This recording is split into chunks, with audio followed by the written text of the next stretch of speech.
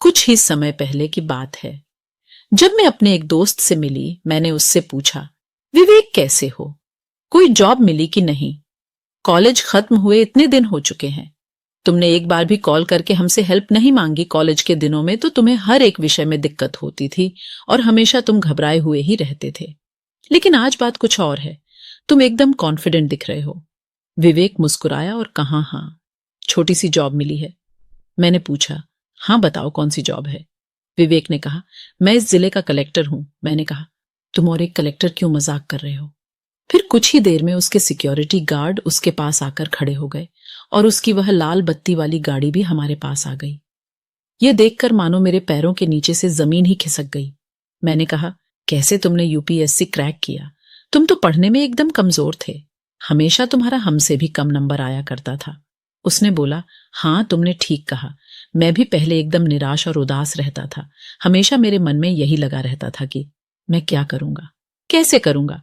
फिर मैंने सोचा कि क्यों ना कुछ करना है तो कुछ बड़ा ही करूं। तब मैंने यूपीएससी करने की ठानी। लेकिन सोचने भर से कुछ नहीं होने वाला था। जब भी मैं पढ़ाई करने बैठता तो हमेशा मैं डर जाया करता कि मुझसे यह कंपटीशन हो भी पाएगा कि नहीं। अगर मैं फेल हो गया तो क्या करूंगा? मेरा तो पूरा साल बर्बाद हो जाएगा। तब मुझे एक महात्मा के बारे में पता चला। मुझे अंदर से आवाज आई कि जाकर अपनी सारी समस्या उनके समक्ष रख दूं। महात्मा जो बोलेंगे उसी को अपनाकर आगे बढ़ूंगा। उनके समक्ष जाकर मैंने कहा, हे महात्मा, मेरे साथ कई बार ऐसा होता है कि मैं निर्णय को लेने से डरता हूं। उदाहरण स्वरूप, जैसे मैं अभी यूपीएससी परीक्षा की तैयारी कर रहा हूं, लेकिन मैं नियमित रूप से प्रतिदिन नहीं पढ़ पाता हूं। कई बार ऐसा लगता है मानो मैं परीक्षा निकाल पाऊंगा या नहीं, और यही सोचकर मैं उतना समय अपनी पढ़ाई पर नहीं दे पाता हूं।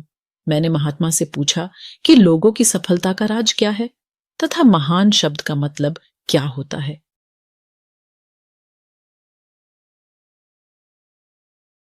मैंने बहुत जगह पढ़ा है कि वो व्यक्ति महान था, उसने ये किया, उसने वो किया।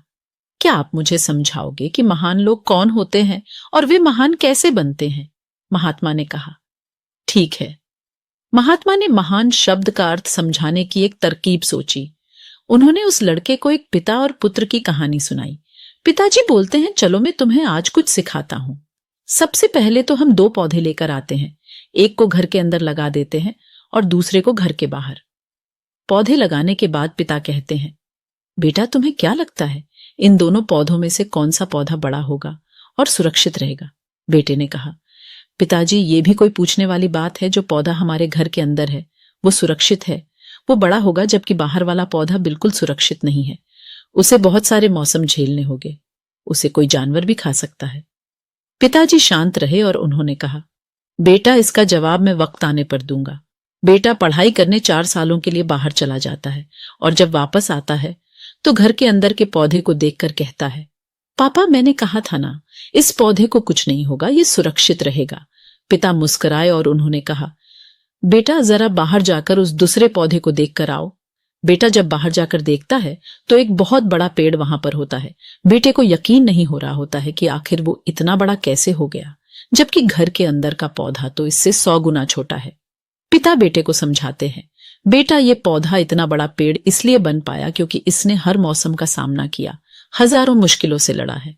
लेकिन अंदर का पौधा सुरक्षित होने की वजह से ना ही उसने कोई मौसम का सामना किया और ना ही उसे ठीक तरह से धूप मिली, और इस कारण वो बड़ा नहीं बन पाया। बेटा याद रखना, इस पेड़ की तरह दुनिया में वही व्यक्ति महान बन सकता है जिसने हजारों मुश्किलों का सामना किया हो। और जो घर के अंदर लगे हुए पेड़ की तरह जीवन भर सुरक्षित रहने का सोचेगा तो वो कभी महान नहीं बन पाएगा। जीवन की सीख। दोस्तों, अगर आप कोई काम में फेल हो जाते हो तो दुखी हो जाते हो। आप ये नहीं सोचते कि आखिर उस काम में चूक कहां हुई ताकि आप उस चूक को सुधार सको। अगर आप बीच में ही हार मान लोगे तो अंदर के पेड़ की तरह आप भी अपने जीवन में बड़े नहीं बन पाओगे। महान लोग महान बनने से पहले बहुत बार फेल हुए हैं, उसके बाद ही वे महान बन पाए हैं। अगर आप फेल होने के बाद भी अपने काम के लिए अड़े हुए रहते हैं तो समझ जाओ आपको महान बनने से कोई नहीं रोक सकता। आपको यह करना है, पहला, अभी कुछ काम याद आ रहा है तो उसे पूरा करो। दूसरा, ज्यादा मत सोचो, बस काम करना शुरू कर दो। तीसरा, अपने काम के लिए अड़े रहो। किसी ने क्या खूब कहा है, हारता वह है जो शिकायत बार बार करता है और जीतता वो है जो कोशिशें 1000 बार करता है। तो जल्द मिलेंगे नए वीडियो पर। आपको ये वीडियो कैसा लगा आप कमेंट बॉक्स में बताएं और हमारे चैनल को सब्सक्राइब कर दें, क्योंकि आपका एक सब्सक्राइब हमको मोटिवेट करता है इसी प्रकार के सच्ची घटना पर आधारित वीडियो आप तक पहुंचाने के लिए। धन्यवाद GAK टॉक्स पर आने के लिए।